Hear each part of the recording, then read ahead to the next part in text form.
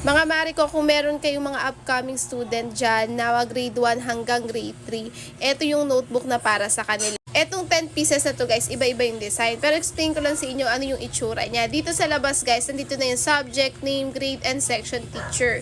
So ayan siya.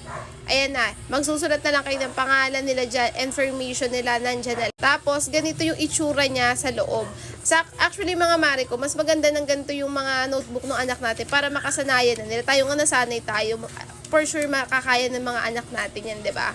So mga mare ko, meron na rin niyang 80 leaves. Tapos yung size niya mga mare ko, 140 by 200 mm. So ganito yung itsura niya. Ito yung mga designs. Ito pa.